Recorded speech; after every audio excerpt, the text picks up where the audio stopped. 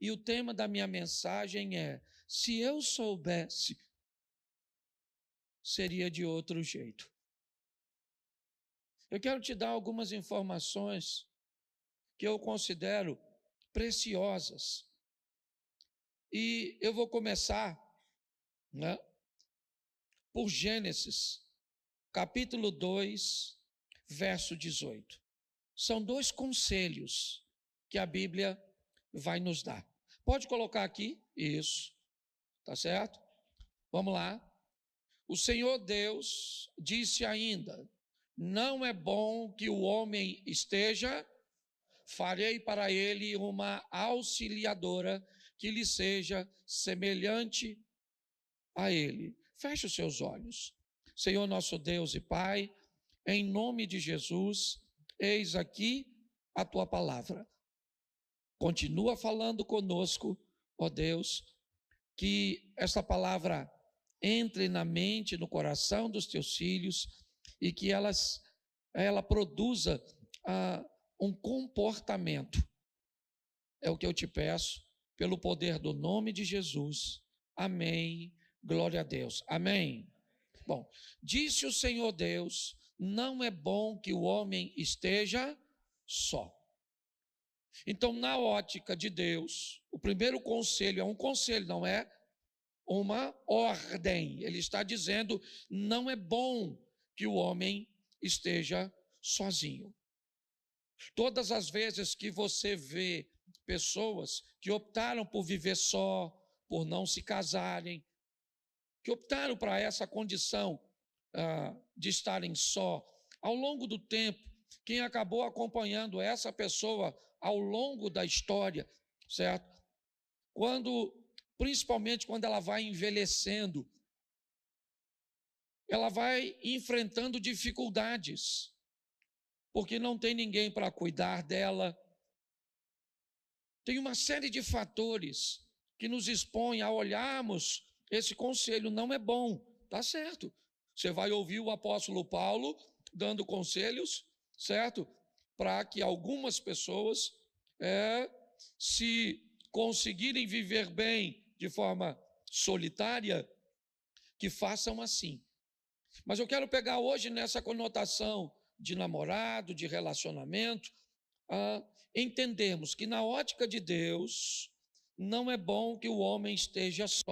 Gênesis 2:18. Segundo conselho, Eclesiastes, capítulo 4, verso 9. Ok? É melhor serem dois do que um. Me parece que esse reforça o primeiro, e não apenas na conotação do casamento, do namoro, do noivado, da união, da instituição da família.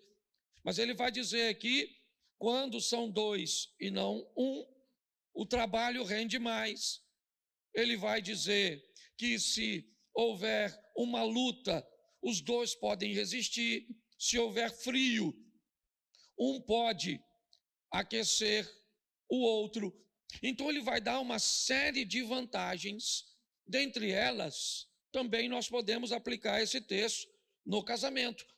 É melhor serem dois do que um, porque ele está sustentado e apoiado por Gênesis 2:18. Não é bom que o homem esteja só. Porém, eu vou te dar dois textos para te dar uma advertência. Para, se você quiser encarar o conselho dos dois primeiro, não negligencie os dois que eu vou te dar agora. Provérbio 21:19. Bota na tela, querido. Provérbios 21:19. É melhor morar numa terra deserta do que com a mulher briguenta e geniosa. Está na Bíblia. É melhor ser dois do que um, se um não for igual àquilo ali. Que aí não é melhor ser dois, é melhor ser um. Então não pegue só os dois primeiro, tá lá, eu vou casar, não. Dá uma peneirada. Tá certo? Vamos ampliar isso. Salmo 1, verso 1. Olha só. Salmo 1:1. Tá aí, ó. Bem-aventurado aquele que não anda segundo não se detém no caminho dos, nem se assenta à roda dos. Então, se for para estar junto com alguém, com aquele perfil ali, se detém no pecado, escarnece, certo? Anda segundo o conselho de ímpio, aí não é melhor ser dois, é melhor ser. Então, dá para você dar uma olhada nisso? Tá certo? Isso é uma advertência. É bom ser dois, sim ou não? Nós temos textos que nos inspiram a isso, mas não dá para ser dois com qualquer tipo de. Não dá para ser um com qualquer tipo de. Agora não é mais um conselho, nem uma advertência, é uma ordenância. E ela diz, Amós 3:3.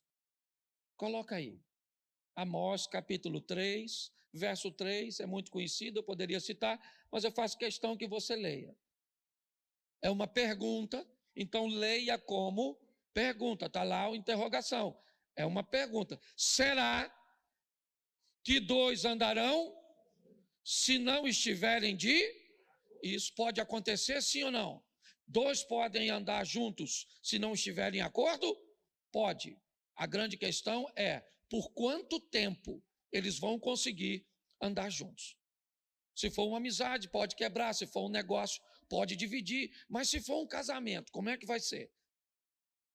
Então a Bíblia está dizendo que para pessoas levarem essa proposta adiante do casamento, elas vão precisar de um bom acordo. E pelo tempo que o casamento vai durar, aprenda uma coisa: um acordo só não vai ser suficiente. Inevitavelmente, inúmeras vezes, nós vamos ter que pegar o acordo anterior, revisá-lo e mudar algumas cláusulas, certo? Mudar algumas questões novas que vão aparecendo, necessidades, demandas novas. Se nós não fizermos um bom acordo, nós vamos ter problemas.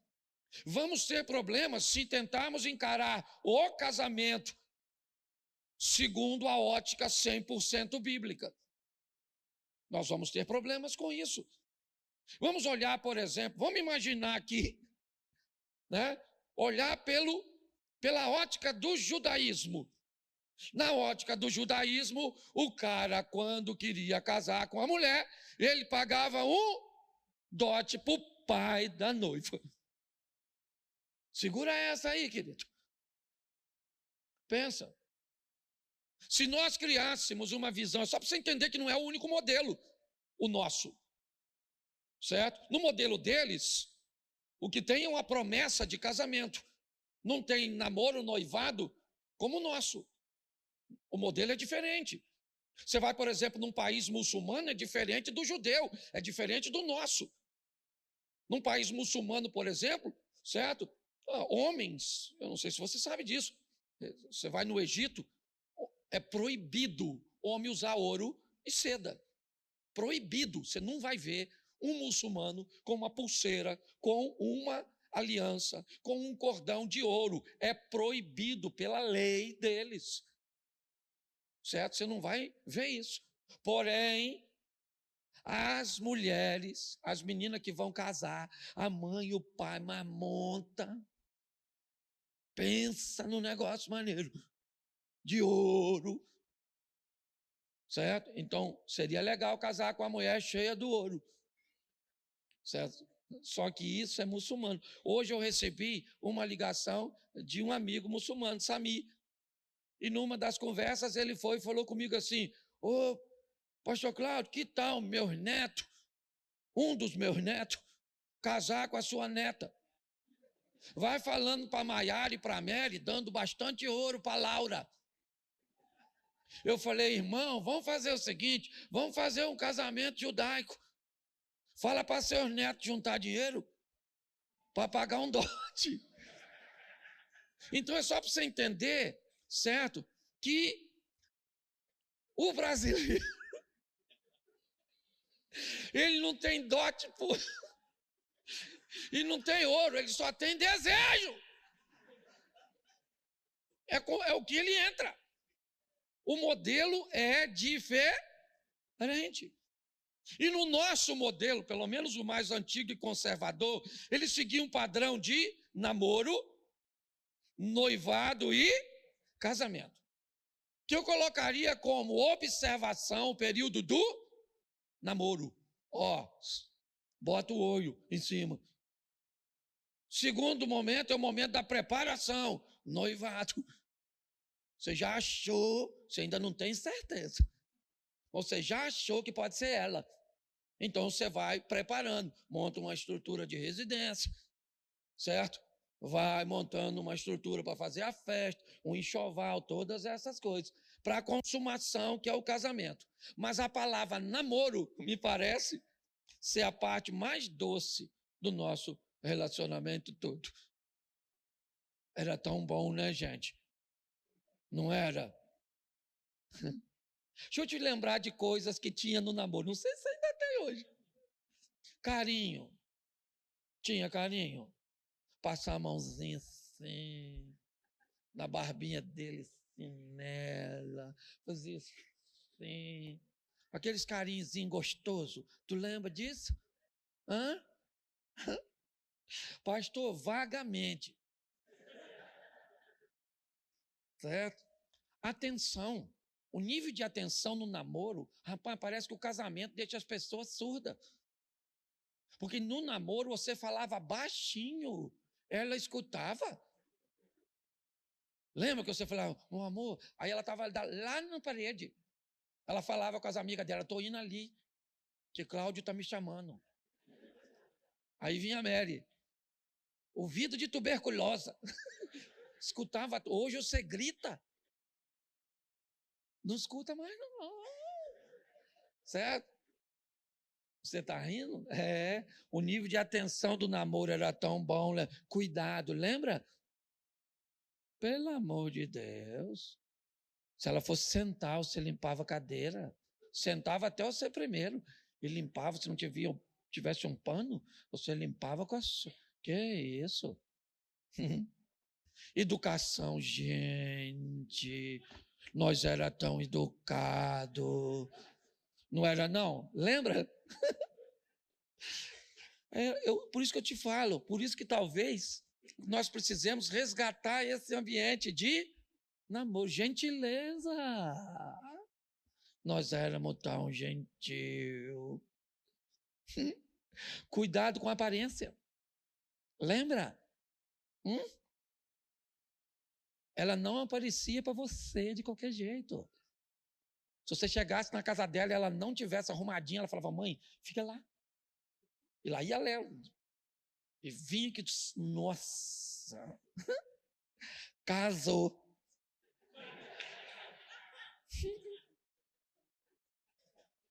E aí eu vou te dar um alerta para você que ainda não casou. Quem aqui ainda não casou, levanta a mão.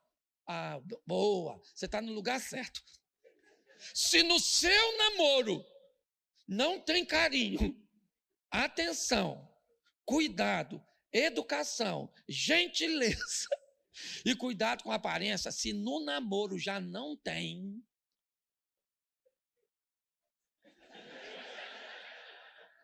mete o pé numa linguagem, né? Sai fora. O cara já grita com você, já é grosso, sem educação, não se preocupa com você, não te oferece atenção, os amigos dele é mais importante, não tem carinho, entendeu? Ela não se arruma para tu, vem toda bagunçada, toda esquisita.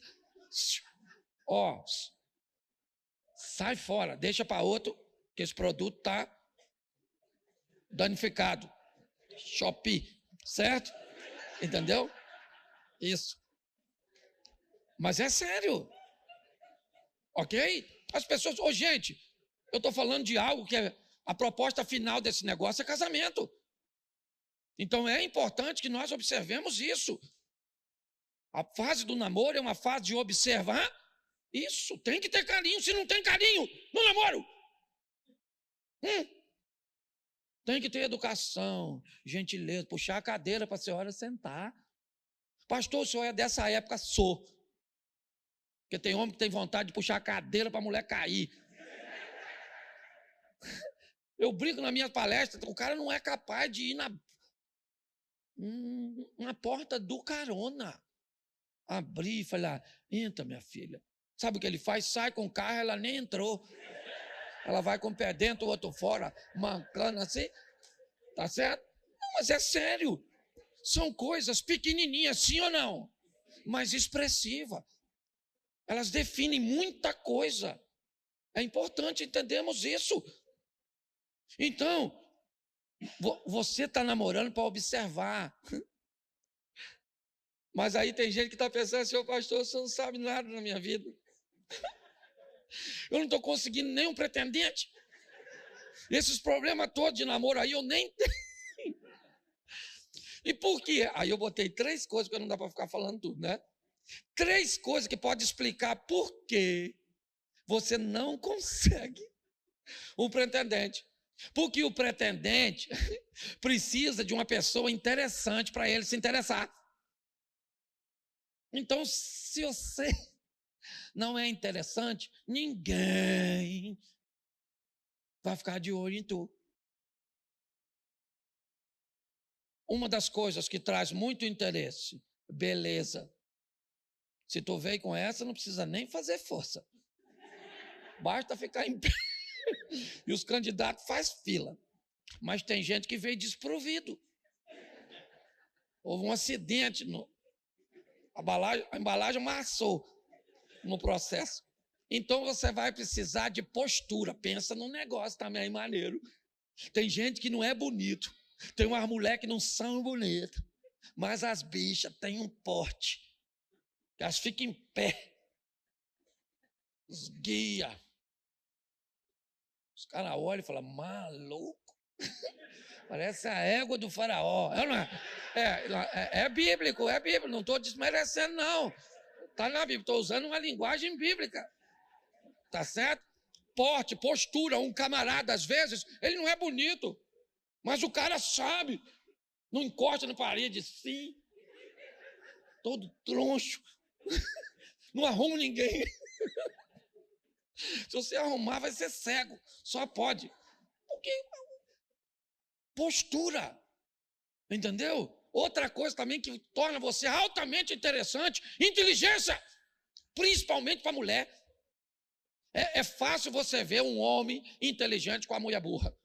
Basta que ela seja bonita ou gostosa. Mas a coisa mais difícil do mundo vai ser você ver uma mulher inteligente com um homem burro. Elas não toleram. Se tiver cabeça de rolinha, que rolinha que é assim, o corpo grande e a cabeça parece uma bolebinha de gude. Então, inteligência. Você pode se tornar alguém interessante, mostrando no ambiente a sua intelectualidade, sim ou não? Ele é bonito? Não. O porte dele nem é muita coisa, mas o bicho tá bem, tá bem. E quarto e último, estrutura. Também torna você interessante. Um carro. Eu não ia deixar para trás isso, olha. Eu não ia, que a gente motiva você a vencer. Você está com a roupa decente, uma estrutura no relógio legal, certo? Você chega, mostra que você tem isso, é feio, postura esquisita, nem é muito inteligente, mas tem um carrão, tem um negócio legal, uma estrutura boa. Ué, eu estou mentindo? Isso tudo torna você interessante. Se não tem um, vai para o outro. O que não pode é ficar sozinho, a não ser se for ministério. Certo? Segunda coisa que pode fazer com que você não arrume ninguém. Não seja exigente demais. Também vai dar ruim. Entendeu? Quer ver? Ela diz assim, para eu namorar tem que ter casa, já reduziu. Menos de 35 anos, outra redução. Tem que ter uma situação financeira resolvida, nunca casou, é carinhoso, crente e bonito. Até eu estou com vontade de casar com um cara desse. Tem gente que faz tanta exigência que não vai arrumar nunca, nada nessa vida e nem na outra. Certo? Então diminui aí. Certo? Ela não vai arrumar ninguém. E ele? Aí ele, ó, as exigências dele. Tem que ser bonito, saber cozinhar, gostar da minha mãe, gastar pouco, gostar de fazer sexo e ser crente. Vou vender boneca japonesa para essa turma. Não é possível. Tem gente que não vai arrumar ninguém, porque o nível de exigência que faz não vai rolar. Entendeu, Madre Teresa? Não vai rolar. E tem uns que vão mais a fundo, olha só. Eu quero um vegetariano, menino. Aí a casa caiu para tu. Eu quero um vegetariano que goste de animais e que tenha mais de 1,80 m. Titia, vá em paz, tá certo? Mande lembrança para as freiras, porque não vai rolar, certo? Gente exigente e quanto mais velho você fica, mais exigente você fica. Você não sabe o que é o preço da liberdade de uma pessoa. É terrível. E o terceiro, não arruma porque não aparece. Não aparece, fica trancado dentro de casa. Deus não manda ninguém, não vai mandar. Na rua já não tem para entrar na sua casa. Só se for bandido.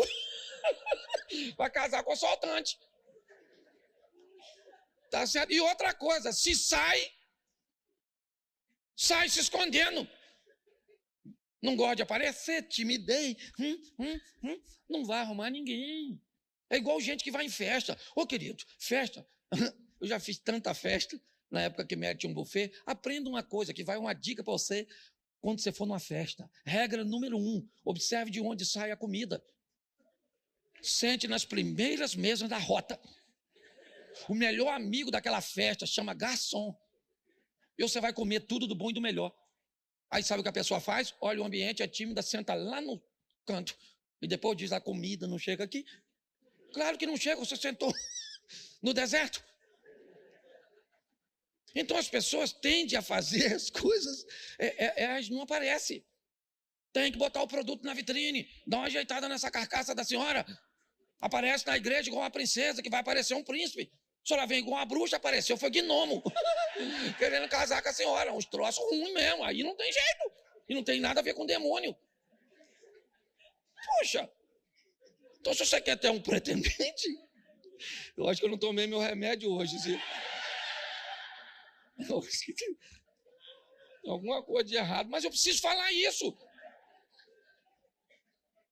Porque se você observar direitinho, a maioria das pessoas que estão sozinhas estão dentro desses três.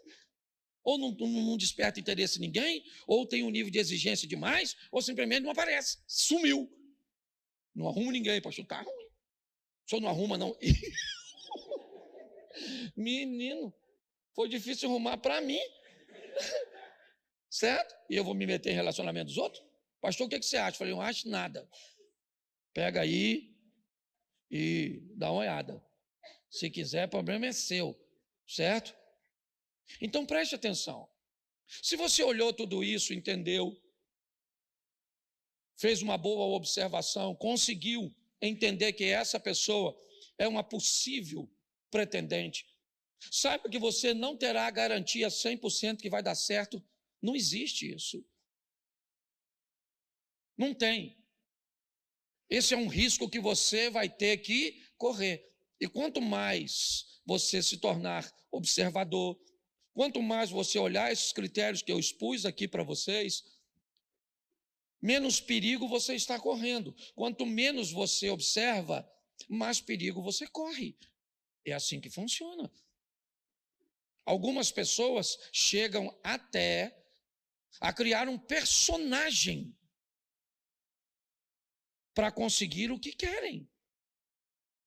certo? Não tem a educação que mostram, certo? Não tem a situação econômica que mostram, não tem a educação, né? E os valores, não tem. Mas elas vão tentar te conduzir até o altar. E depois que conseguiram, ok? Elas acabam se revelando. É um problema sério. Esse modelo de casamento é um modelo altamente enganoso. É dificílimo para um pastor, às vezes, num gabinete, certo? Manter um casamento desse estruturado, pautado em alguém que mentiu durante o relacionamento inteiro, mostrando para o outro apenas o que era conveniente, e agora eu, que não estou no casamento, tenho que dizer para essa pessoa: casou, casou, vai até o fim, com um dissimulado ou com uma dissimulada. É um grande desafio para mim como pastor. Eu tenho que ter maturidade. O que faltou nessa pessoa foi uma visão. Eu estou brincando aqui com coisas, mas nossos filhos estão expostos a isso, nossos netos, nossos amigos, nossos irmãos da igreja, está todo mundo exposto a essa situação. Então, algumas coisinhas também importantes é pensarmos assim: o porquê nós nos casamos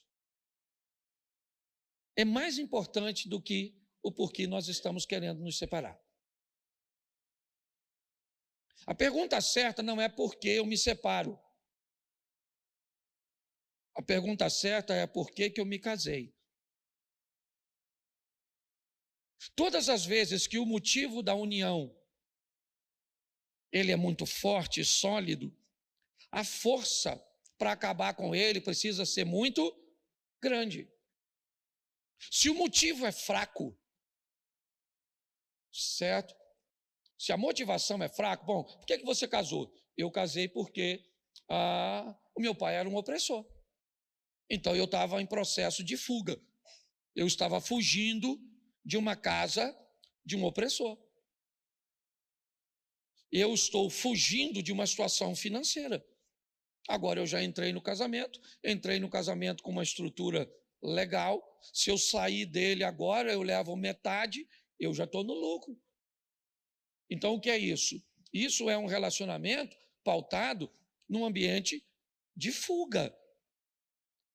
Então, é fácil entender por que esse casamento está terminando. Não tem a ver com o problema, tem a ver com o propósito do casamento. O propósito era fraco. E pelo propósito ser fraco, a força para derrubá-lo não precisa ser forte. Basta uma visita indesejada da mãe, a perda de um emprego, um sal a mais na comida. É assim que funciona. Então, se você quer, né, se manter casado ou casar bem, primeira coisa que você deve fazer: ficar atento às afinidades, porque elas vão aproximar você de seu cônjuge. O que sobrou de afinidade entre vocês? Dependendo do tempo, ok? O desgaste vai acabando com algumas coisas. Mas quais são as nossas afinidades até hoje? O que gostamos de fazer juntos? É uma caminhada? O que gostamos de fazer juntos é ir ao cinema? O que gostamos de fazer, né, juntos é assistir um futebol? O que sobrou de nós que conseguimos fazer com uma satisfação juntos?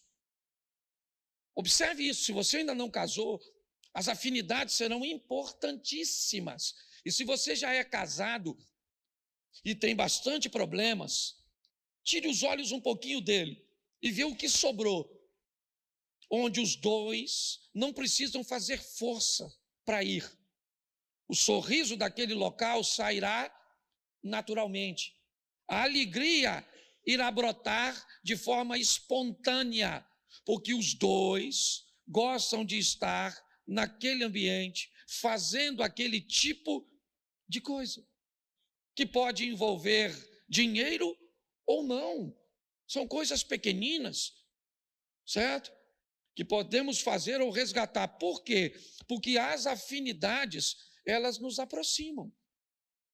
Ah, o meu casamento, pastor, estou com 20 anos, o negócio não está bom, sabe? A gente está certo, eu entendo isso. Mas vamos lá. O que aproxima vocês? Mexe aí na memória. O que vocês gostam de fazer? Ah, nós gostamos de pescar. Beleza, vá pescar juntos. Pegue algumas tarefas que cria essa proximidade entre os dois, algo orgânico, e comece a fazer. Inevitavelmente você vai ver que o ambiente emocional, que eu nem falei da espiritualidade ainda, ok? Porque se eu não crio esse ambiente e vou para o espiritual, isso não tem como dar certo. Eu tenho que tomar algumas decisões primeiro, para depois eu entrar com o poder espiritual de resgatar, de reacender. Pode ficar sem graça. Às vezes eu termino meus eventos, na maioria das vezes, pedindo um casal só para ficar de frente para o outro, olhando olho no olho. Se você vê a quantidade de casal que não consegue, eles não conseguem parar, eu estou lá e ele está aqui, ó, olhando para mim. Às vezes a mulher está olhando para ele, mas ele não consegue olhar para ela tá, né, ele está olhando para ela está olhando para mim, ou está olhando para outro lado. Então é importante nós ressaltarmos essas afinidades, olhar e descobrir. Ontem, fora da minha vida, ontem eu estava numa mesa de família, Maiara estava ali, estava lá ontem, lá em casa, ela, Caio, Felipe, certo? Fazendo uma avaliação, certo? De um boletim de ocorrência que deu entre eu e Mary, um DR. E eles, é ou não é verdade? Estava lá, cada um dando, e a gente escutando, os velhos escutando os novos. Mas qual o problema? Eu não tenho vida, certo? Eu tenho problema também, você está achando o quê? Que eu não brigo com minha mulher? Tem hora que eu não tenho vontade de esganar ela, que ela não tem me esganar? Só porque eu sou pastor? Ah, vai perturbar o outro. Achar aqui que eu... Entende? Nós temos problema assim, 32 anos juntos. E temos problema e vou continuar tendo, e louvado seja Deus pelos problemas, mas todos os problemas que enfrentamos até hoje sempre foram mais fracos do que a força que nos une e pronto, acabou o problema, está tudo certo. Esse dia eu falei com ela, vamos parar de brigar, porque a gente não pode até o fim matar um ou outro. Então, é melhor levantar a bandeirinha. É que memória de homem é terrível, né? Cola com cuspe.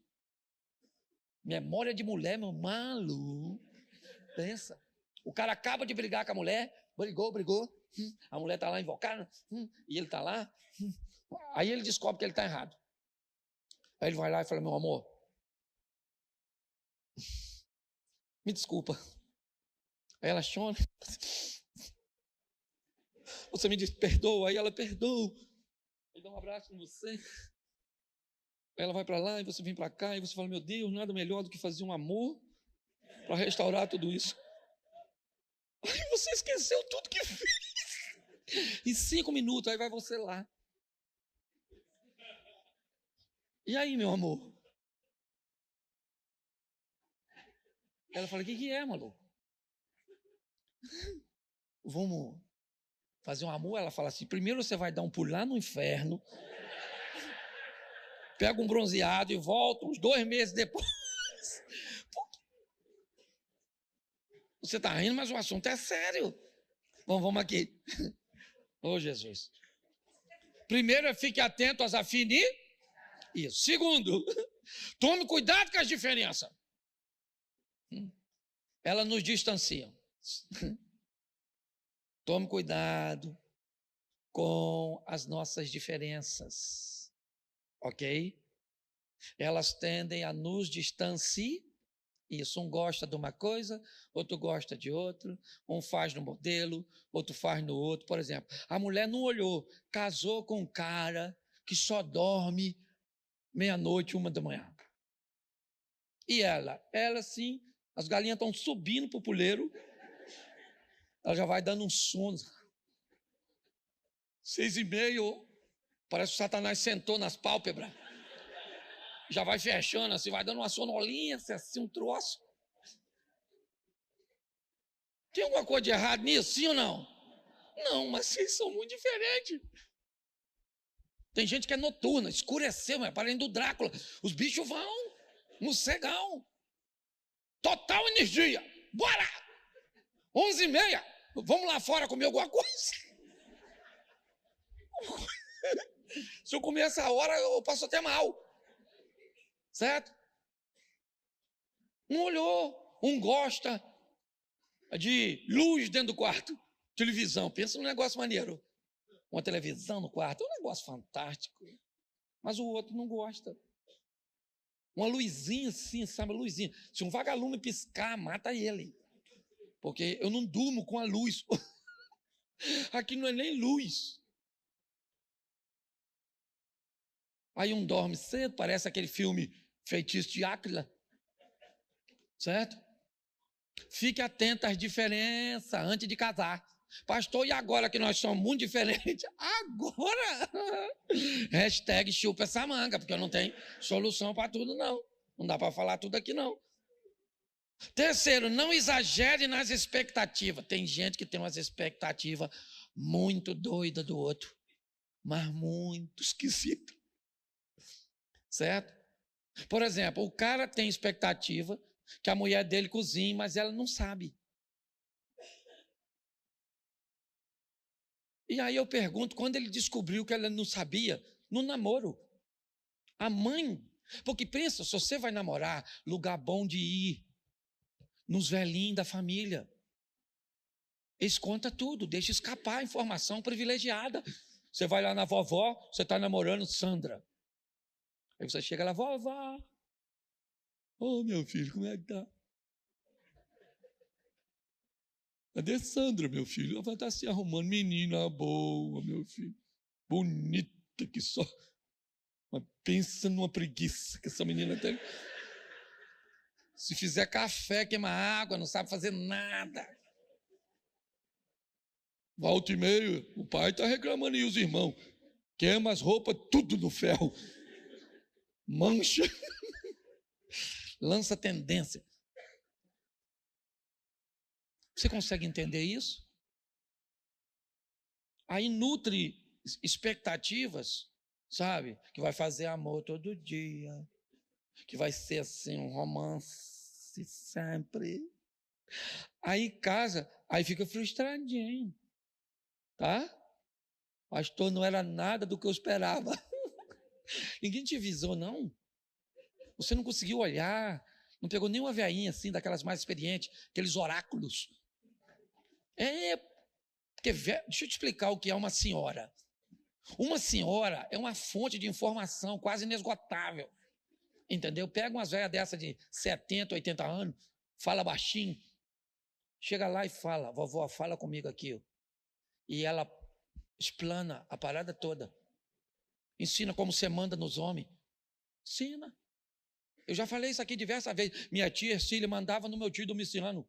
Ele fortão assim, ó. Mineirão. Minha tia, uma capixaba branquinha. Mas pensa numa velha sábia. Certo? Cumpria aquela palavra de Deus, cumpria. Uma mulher, não era crente não, mas, sabe? Está lá na Bíblia. Certo? A mulher sábia edificar em casa. Já viu aquele texto? Certo? Cumpra na sua vida. Tem gente que diz que ela edifica. Não edifica, é edificar. Então, será, fica em casa, cuidando da família, cuidando de tudo que vai dar certo. Minha tia fazia isso. Sabe o que aconteceu? Uma vez eu vi minha prima chorando, que não podia sair. Minha prima chorando, eu era moleque.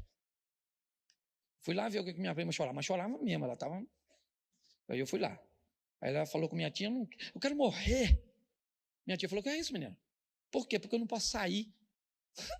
Eu pensei, se eu então, que sou garoto, que não posso nem ir ali fora, eu tinha que ser abduzido. Meu pai falou que eu não posso ir.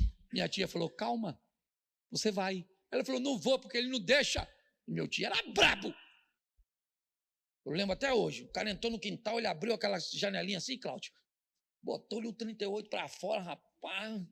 Deu tiro à vontade, eu olhando, pensando, eu vou ser igual ele. Só não precisa engordar tanto. Não é verdade? Mas é um cara bravo, uma referência para mim. Pensa num cara que foi fantástico. Bravo mesmo. E aquilo, eu falei, quer ver que ela não vai, que meu tio é fera. Eu era um menino novo, inexperiente. Falou, minha tia, lembro assim, minha tia falou para minha prima, lá no quarto, enxuga essas lábias que você vai sair. Eu não vou, porque ele não vai deixar. Eu vou lá. Falei, vá, senhora, que eu quero ver, que ele não vai deixar. Só pensei, porque naquela época a criança não falava. Ó, tudo aqui, ó. Eu que falasse um troço desse, que eu não tinha um dente na boca, era tudo prótese.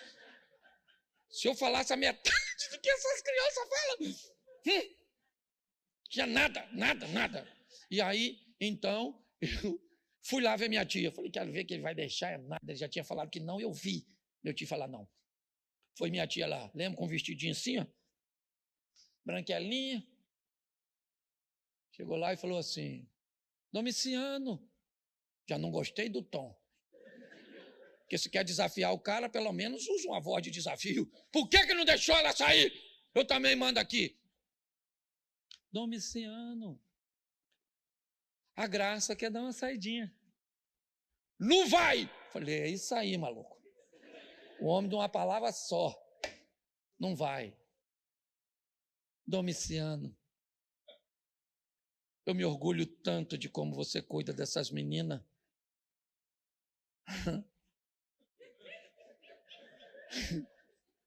Eu falei, essa maluca está mal intencionada, essa maluca. Isso não é tom de voz para fazer isso, não. Você protege essas meninas tão bem, Domiciano. Ela me ajudou tanto hoje. Me ajudou a arrumar casa, me ajudou isso, me ajudou aquilo. Não. Falei, é isso aí, maluco. Domiciano, nós também já fomos jovens, lembra? Quando a gente gostava de sair, deixa ele aí. Vai onde?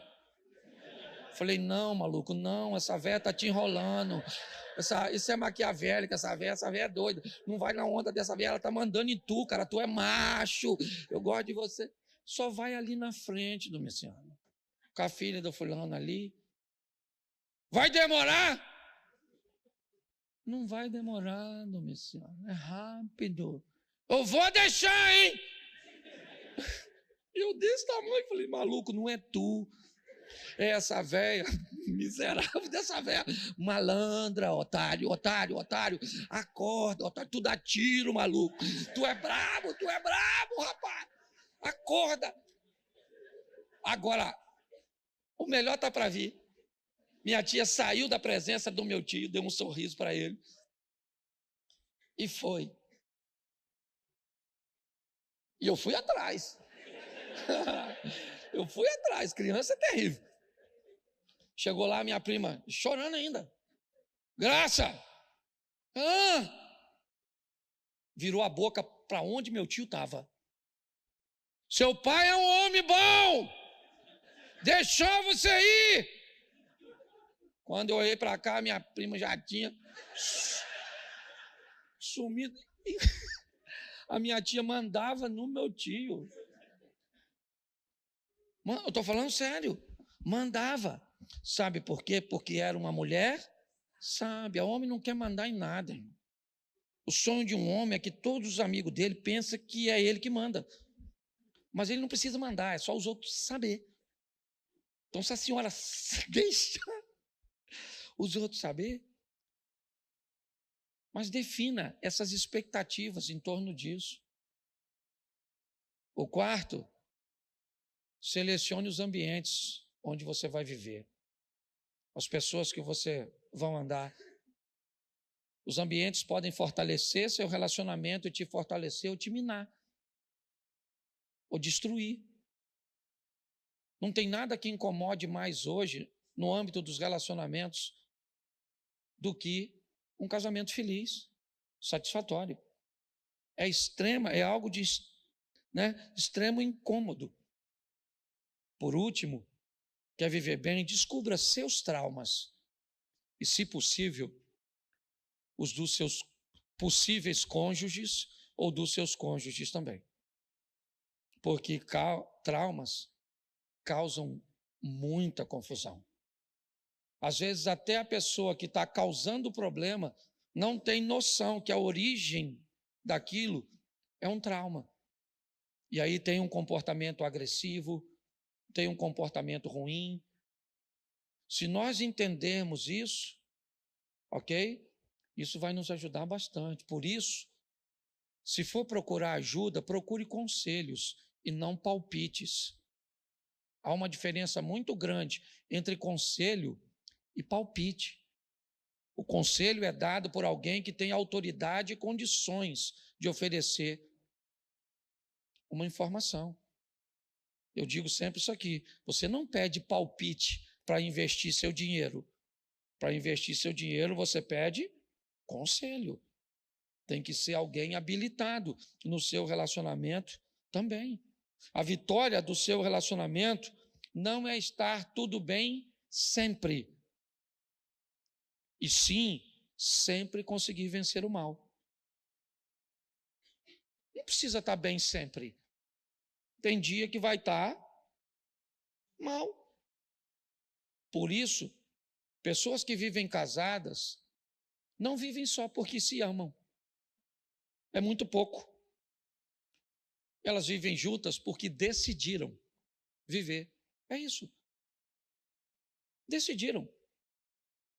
A gente se ama, mas só isso não é suficiente. Nós não vamos nos separar porque decidimos que não vamos. Só que se é um relacionamento a dois, como é que vai fazer? Perdão, se uma das partes não quiser se comprometer com essa estrutura. Esse é o grande desafio. Então, se você é casado, sai daqui, procure as afinidades. Ok? Impulsione isso, que ainda dá tempo. Se vai procurar alguém para conviver, entenda tudo isso. Estabeleça esse processo de observação, preparação e consumação. Não acelere muito, não, certo? Você vai ter exceções que vão dar certo, mas a grande maioria, elas vão ter sérios problemas durante a caminhada. Então, eu acho que dá para a gente viver legal. Você que é casado, vamos embora, vamos para dentro. Entendeu? Vai estar bom sempre? Tá, não, às vezes hoje está ruim. Hoje tem uma briga. Mas ela não é suficiente para nos destruir. Porque tem alguém que governa sobre a nossa casa, acima de nós. Esse alguém é o Senhor. E Ele é poderoso para trazer perdão, quebrantamento. Então está ruim, vai lá no travesseiro do seu marido, enquanto ele não está dormindo. Bota um óleo ungido. Clama ao Eterno. Certo? Vai lá no travesseiro da sua esposa. Não precisa ir lá na pessoa. Às vezes não está legal para ir lá. Ela não vai aceitar nem a sua oração, mediante o ambiente que as coisas tiverem.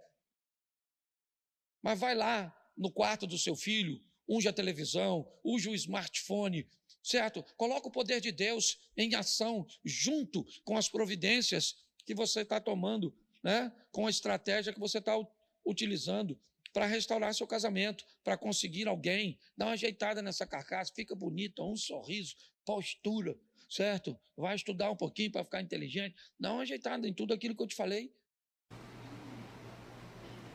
Então nós precisamos melhorar, ok? O nosso conhecimento a respeito daquilo que nós estamos enfrentando. Posso ouvir um amém? Amém. Segundo exemplo, outro homem de Deus, primeiro livro dos Reis, capítulo 17, versículo 1 e 2. Põe para mim, por favor. Primeiro livro dos Reis. Então Elias, o tisbita dos moradores de Gileade, disse a Acabe: vive o Senhor, Deus de Israel, perante cuja face estou, que nesses anos nem orvalho nem chuva haverá, senão segundo a minha. Verso 2. Depois veio a ele a palavra dizendo, preste atenção, esse é um segundo cara, homem de Deus, inquestionável. Você quer... Alguns ortodoxos conservadores em Israel, nas suas refeições, deixam uma cadeira na mesa, vazia, para Elias. para você ver o que em alguns ambientes de Israel, o quão grande esse camarada é. Mas esse camarada tão grande, que viveu coisas tão extraordinárias, ele pediu para morrer. Ele desistiu. Ele só não desistiu de fato porque Deus o motivou. Porque se dependesse dele, ele teria desistido. E o quê? Um homem como Elias, primeira coisa, o que Elias tinha? Princípios. Elias era um cara de princípios. Elias era um cara que não negociava, que não abria concessão, que não era politicamente correto. Elias era um cara de sim, sim, não, não. A postura dele como crente era algo extraordinário. Quer mais? Vou te dar mais um adjetivo. Ele era corajoso. A mulher do rei era uma das mulheres mais perigosas da época, conhecida como matadora de profeta, o cargo cujo qual Elias é pertencente. Acabe era um dos melhores reis no que diz respeito à estrutura, à construção, à expansão. Ele era bom e ainda tinha o apoio do pai de Jezabel, Etbaal. Era um cara bom de alianças, de conexão, é verdade, no que diz respeito à estrutura humana. Então Elias não quebrava princípios. Elias era alguém corajoso. Está ali, a palavra do Senhor veio a Elias. Ele era alguém que tinha intimidade com Deus. Então o camarada, Robson, tem princípio. O cara, Alex, tem coragem. O cara tem intimidade com, e entra numa caverna dizendo que quer morrer.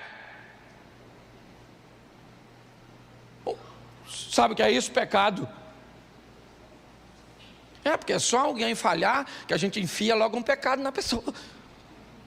Tem gente que não pode ver o outro sob pressão. Ah, você está sofrendo isso? Muito bem. O que você anda fazendo de errado? Quem é que não faz nada de errado? Levanta a mão, por gentileza. Ah, tem um garotinho ali que levantou a mão, né? E não sabe o que está fazendo.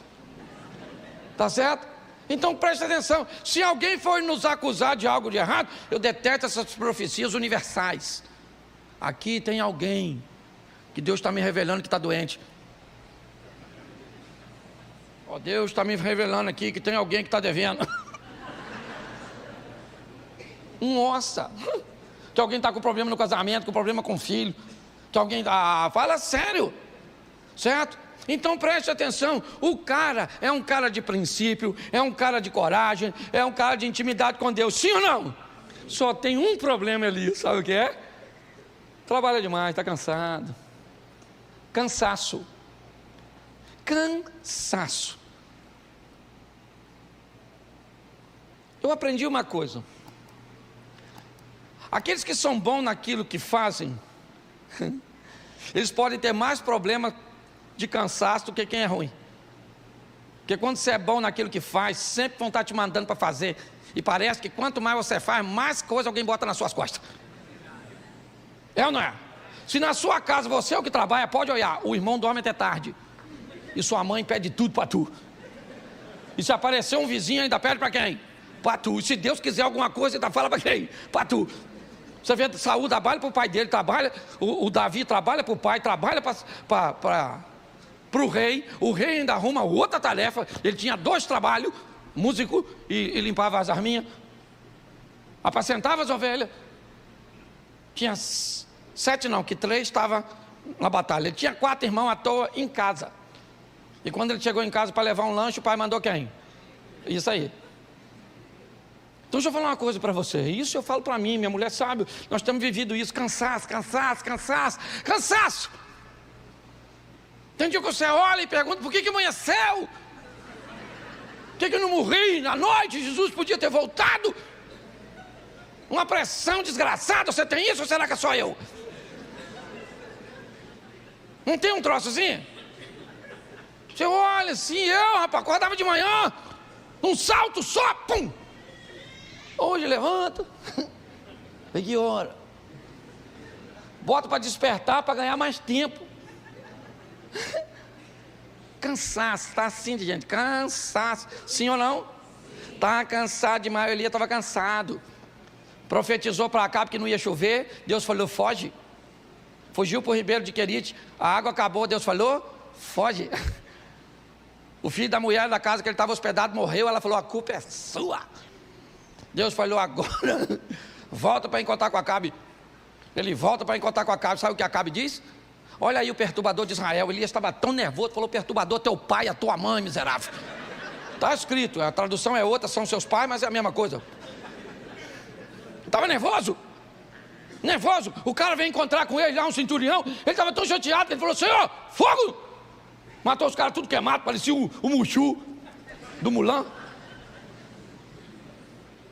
Invocado, o que é aquilo? Aquilo era perturbação. Ele tinha um assessor que trabalhava com ele, que ele falou, rapaz, some! O menino foi embora. Por isso que o tal do Geazi entrou. Ninguém aguentava, estava estressado. Chegou lá, falou, aqui, presta atenção, o cara está com Deus. Tem 400 profetas de Baal e 450 de Azera. Tem 850 almas. O que é para ele fazer? Fazer cair fogo do céu e falar para os caras, vamos aí, gente, aceitar o Deus Todo-Poderoso. Sabe o que ele faz? Corta o pescoço dos caras.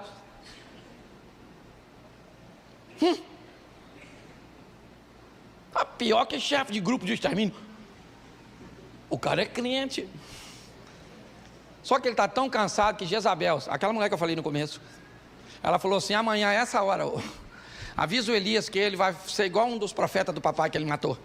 Eu mato ele. Elias saiu correndo. Falou, nossa, que mulher perigosíssima. Pô, o cara que mata 450, ou melhor, 850 homens, e sai correndo uma mulher, o que ele tem? Cansaço. Entra dentro de uma caverninha e fica lá. Por que o senhor não me mata? Deus deve ter pensado, Jezabel quer te matar, você quer morrer, volta lá. E eu terceirizo o serviço. Ele queria morrer, sim ou não? Sim ou não? Claro que não! Ele só está Isso, está assim de gente. Trabalha. Dinheiro não tem. Trabalha. E dinheiro não tem. Trabalha. E dinheiro, cadê o dinheiro? Isso, dinheiro. Parece que você trabalha e os outros dias vai para algum lugar. No submundo do crime. Aí é lógico o estresse. Cansaço, nós estamos com o povo cansado, vindo para a igreja quase todo dia, não dá nem tempo de ser crente. Por isso que eu não gosto, pelo amor de Deus. Vem para a igreja, um culto, 2 só e some. Vai viver a sua vida, vai ser crente lá fora. Aí bota o cara na segunda na igreja, e terça na igreja, e quarta na igreja, tá, esse cara ainda para o inferno, com a vida toda na igreja. O cara veio uma vez só e foi para o céu. Nossa, que tranquilidade. Eu detesto esse ativismo. E estou falando de mim mesmo, porque eu viajo para aqui, esse dia falou comigo que estava se considerando viúva de um marido vivo. Falei, sangue de Jesus tem poder. É verdade, eu falo de mim mesmo. Porque graças a Deus, naquilo que Deus me entregou para fazer, eu faço, né? Bem. E aí a demanda é grande. Então, por favor, dá uma freada nesse negócio. Porque o cansaço está matando as pessoas, matando. Você nem precisa de um grande problema. Note que o cara mata aquele montão de homem e está tão cansado que tem medo de uma mulher. É como se você vencesse um gigante hoje e saísse correndo de um anão amanhã. Porque ele está Isso, vamos. Hoje eu quero falar sobre poderes. Eu preciso mostrar na igreja, foi algo que Deus colocou no meu coração. Por quê? Porque o mundo, ele é regido e governado por poderes. E esses poderes, eles estão distribuídos em 3 níveis principais: poderes espirituais, poderes emocionais e poderes materiais. O mais fácil de lidarmos com ele, com certeza, é o poder concreto, o poder da matéria. Esse nós temos muita facilidade. Quando nós passamos por poderes emocionais e espirituais, aliás, O espiritual e o material sempre foi muito bem encarado, principalmente pela igreja. Mas até hoje está assim de gente que tem muita dificuldade de lidar com problema emocional. Até hoje, membros de igreja, pessoas esclarecidas, têm dificuldade de procurar um psicólogo, um psicanalista e um psiquiatra, porque isso é coisa de doido. Ainda é um preconceito na cabeça de muita gente. Então nós temos 3 poderes: os poderes espirituais, os poderes emocionais e os poderes materiais. Os materiais a gente consegue entender, porque é grana, é casa, são bens, formações, tudo aquilo que nós podemos, certo? Ver de verdade, meio que pegar, ser palpável. Mas hoje eu quero mostrar a você, numa escala de potencialidade, 5 poderes. Eu separei aqui 5, que se você entender esses poderes e colocar a sua vida dentro dele, provavelmente nunca mais você muda de igreja. Por mais aborrecimento que você tenha. Provavelmente nunca mais você pensa em divórcio. Quando você colocar isso na sua vida, esses 5 poderes, pelo menos o reconhecimento desses 5, ok? Eu coloquei numa escala aqui rapidinho, esse culto é rápido. O primeiro poder é o poder de Deus, esse é o maior. Esse é o primeiro poder que rege esse mundo. Deus criou, Ele é dono de tudo, Ele pode todas as coisas. É assim que funciona. É o poder de Deus. Que poder é o poder de Deus? É o poder do bem sem mal. A Bíblia nos diz, coloca aí porque eu quero frisar isso, Tiago 1,13. Preste atenção nesse texto. Tiago capítulo 1, verso de número 13. Isso. Ninguém sendo tentado diga, de Deus sou, porque Deus não pode ser tentado pelo mal e a ninguém. Então, você consegue entender? O poder de Deus é o maior poder, Ele é o soberano, é o todo-poderoso, Ele pode fazer tudo e nele não há mal. Ele não pode ser tentado, Ele a ninguém tenta, tá certo? Esse é o poder, é o maior poder que rege este mundo, rege essa terra. Então que fique claro isso, tá certo? Se eu tivesse uma dica para dar a você, eu diria, cole em Deus, cola nele.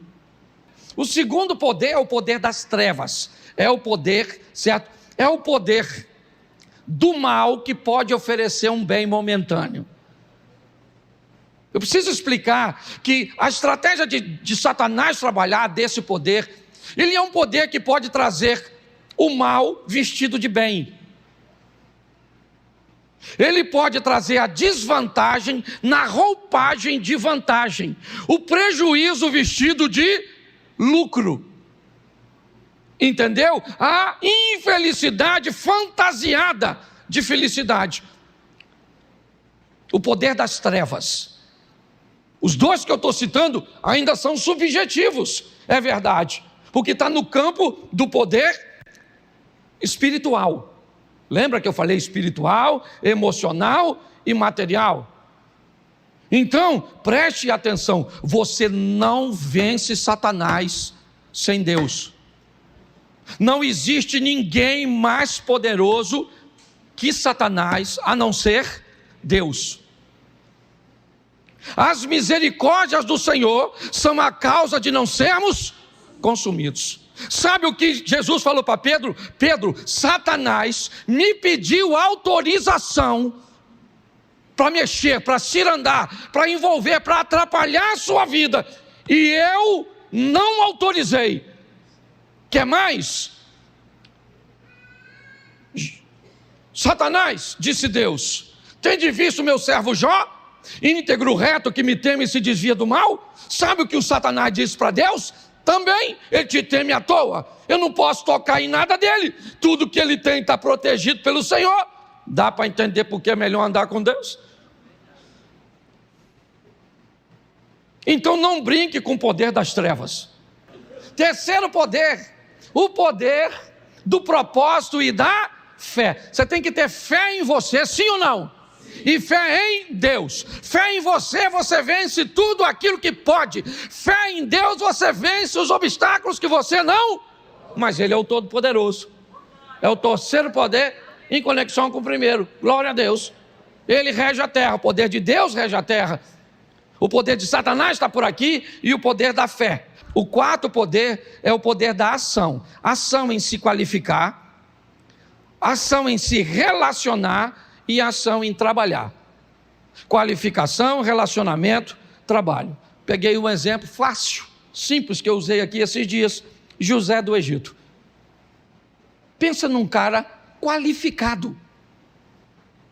Ele era qualificado.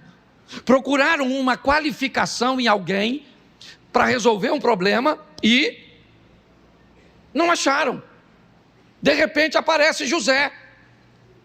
O faraó falou para o copeiro: cara, eu estou precisando de alguém que interprete meu sonho. E não tem ninguém qualificado. O copeiro disse: eu conheço um cara que tem qualificação. Não adianta estar qualificado sem relacionamento. Porque se o José não tem relacionamento com o copeiro, o troço não acontece. Está assim de gente preparado. Você pega o como é que é o nome? O currículo dele, rapaz, você fica até com medo. Ciências ocultas, letras apagadas, muitas formação. Você olha assim, pensa em curso atrás da outra. E não arruma nada, não tem uma conexão, não tem nada, dá uma dó. Certo? José era alguém que tinha conexão, relacionamento. José era alguém qualificado, sim ou não? Era alguém que tinha relacionamento e era muito trabalhador. Pode notar, quanto mais bem sucedido o cara é, mais o cara trabalha. O que não é, não entende. Rapaz, você que essa vida, você acorda 6 horas? Eu sei que a sua, não, eu assim, 6 horas, eu até acordo, boto o relógio para despertar, mas aí eu olho, 6 horas da manhã, né? Jesus vai voltar mesmo para quem tem, para quem não tem. Quem sabe ele não volta hoje, vou sair não. Sangue de Jesus tem poder, meu Deus do céu. Quinto poder. Suponhamos, isso aqui é terrível. Suponhamos que o cara tem o primeiro, Deus, deu uma pernada no segundo, que é as trevas. Se, estruturou no terceiro, que é propósito e poder. Foi para o quarto, qualificação, relacionamento mas o quinto poder, ele é fantástico. Ele é o poder da administração. Ele rege esse mundo. E preste atenção, esqueça a quantidade. O bom administrador, ele administra bem o recurso que tem. Hoje eu estava conversando com um cara, ontem, fui jantar com o Galdino, e aí surgiu o assunto, e ele falou assim: pastor, minha mãe e minha tia, elas ganham 2 salários mínimos. Pastor, elas têm dinheiro para emprestar e só ganha 2. Então preste atenção, o bom administrador, ele sempre administra bem. Ele pode não ter tanto recurso, porque o recurso dele é pouco. Por isso que a Bíblia diz que aquele que é fiel no pouco, ele é fiel no... Por quê? Porque o assunto é fidelidade, não é a quantidade. Sabe qual é o grande problema? Algumas pessoas não criam um ambiente de disciplina para si. Por quê? Porque elas fazem pouco caso do pouco. A Bíblia diz: não negligencie o tempo das pequenas coisas. Se você ganha pouco, beleza, está tudo certo, eu respeito isso, entendo. Mas a minha pergunta é: quanto desse pouco você tem guardado? Ah, pastor, para falar a verdade, olha, eu sempre só consegui economizar R$ 5 por mês, tá? Nos últimos 10 anos, eu estou guardando R$ 5 por mês. Isso é um administrador extraordinário. É o que ele pode fazer. O outro guarde 100, o outro guarde 500, o outro guarde 1.000. Administração. É comprovado, queridos, é comprovado que se hoje, pegar todo o dinheiro do mundo e distribuir em partes iguais para toda a população da terra, 15 anos depois, o dinheiro vai estar de volta nos mesmos bolsos, por causa da administração. A administração é um poder que pode jogar tudo o que você fez do lado de Deus, do lado da fé, do lado do trabalho, certo? Da conexão e da qualificação, do lado do relacionamento, tudo fora, se você não administrar. É importante que nós venhamos entender isso, porque, preste atenção aqui, eu já estou terminando, Mateus 25:15, dá uma olhada nesse texto, Mateus 25:15,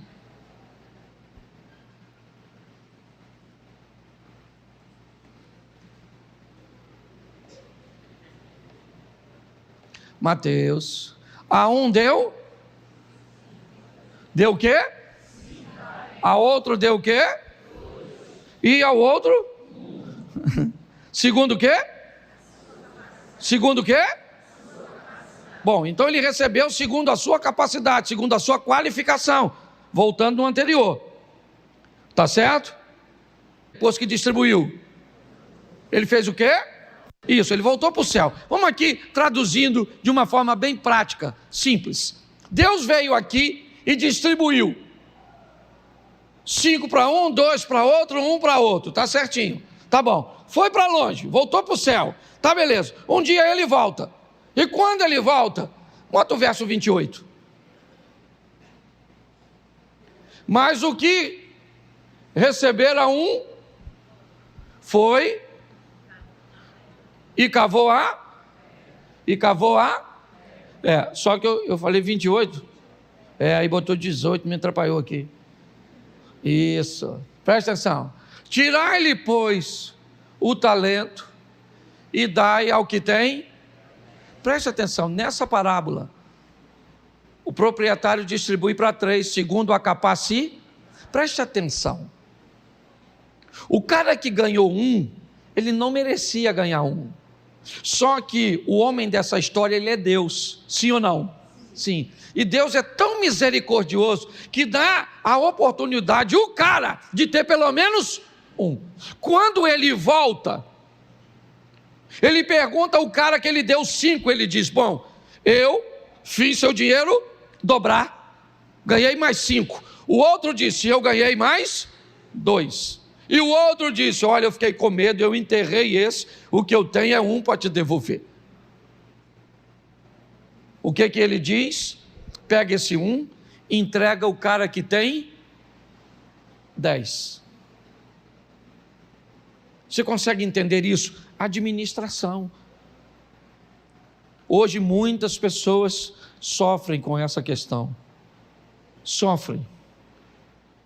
Não pode ganhar nada. Se ganhar qualquer coisa em algum ambiente, o cara ganha uma herança. Tem gente que ganha na loteria. Deixa eu te explicar uma coisa: sucesso não tolera ambiente inseguro, não tolera. Sucesso não gosta de ambiente inseguro.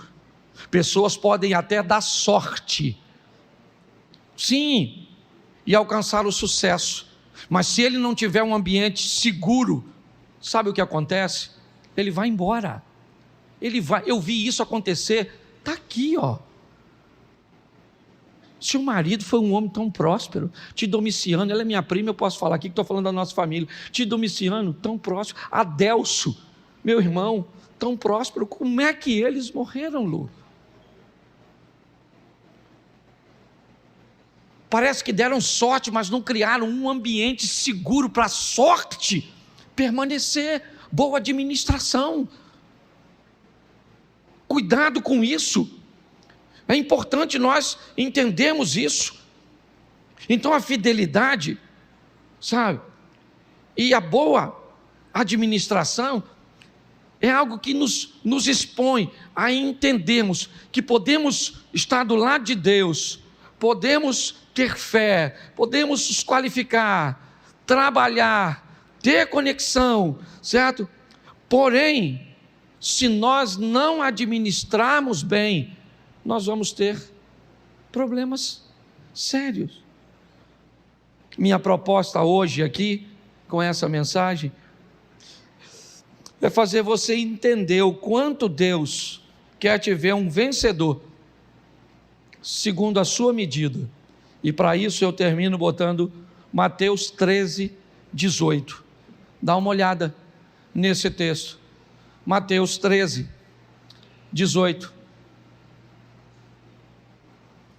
13, 8, perdão. 13, 8, volta para o 8. E outra caiu em boa,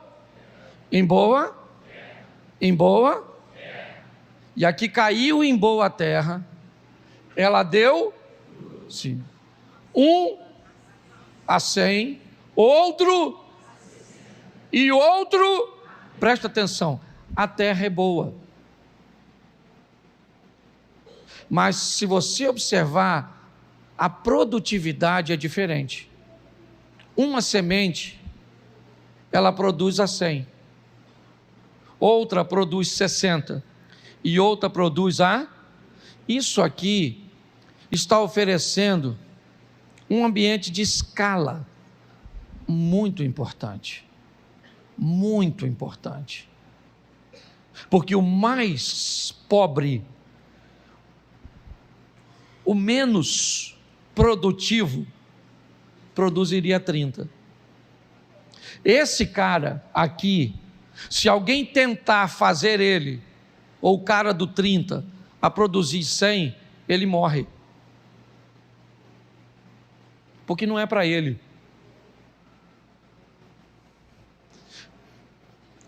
A grande essência da vida é descobrir em que ambiente você está. Hoje, a teologia da prosperidade tentou levar todo mundo para o 100. A oposição da prosperidade é a miséria, onde você não pode ter nada, nem os 30. Nós precisamos entender, eu vou em muitos ambientes onde as pessoas fazem isso, ou tenta puxar o cara para o 30, ou tenta puxar o cara do 100. Aqui é o seguinte, se tu é do 100, não produza 99, produza 100. Se você é do 60, pode até acontecer um mês, em um momento, de você produzir 70, mas fique tranquilo, volte à normalidade, pois isso pode matar você, ou te trazer insatisfação, se tornar um pão de dores. Para você que produz 60, se negue a produzir 59. Produza o melhor e faça o melhor que você puder. É assim que funciona. Aqui, pode produzir um mês, um momento, um ambiente sazonal, passageiro. Você vai a 50, beleza. Se você ficar lá, você morre. Porque você não foi chamado para produzir aquilo. Então, se sua vida é numa bicicleta, beleza. Se você achar que toda casa que tem um carro na garagem tem satisfação, prazer, alegria e plenitude, você está muito enganado. Qualquer ambiente que estiver fora, certo? Ele está descompensado. De fora ele pode até parecer bom, mas quem está dentro sabe que não é. Nós passamos esses dias, eu e Mary ontem, eu acho, na frente de uma casa e vimos todo mundo conversando, que é um ambiente muito comum deles. E eu falei, nossa, eles se reúnem ali sempre daquele jeito. E ela falou assim para mim, Cláudio, e às vezes eles são muito mais felizes do que nós, vivendo no modelo deles. Não quero viver no modelo dos outros. Então eu volto aqui e digo a você, em primeiro lugar, entenda que o mundo é regido por esses poderes. O número 1, Deus, fique com Ele. O número 2, trevas, se afaste dele. O número 3, propósito e fé, pegue ele. O número 4, qualificação, relacionamento e trabalho, invista nisso. Agora, se puder fazer um cursinho, colar com alguém que administra bem, para aprender a administrar, se possível, antes de ganhar, vai te ajudar bastante, ou então você nunca vai ter coisa nenhuma. E não é isso que Deus quer.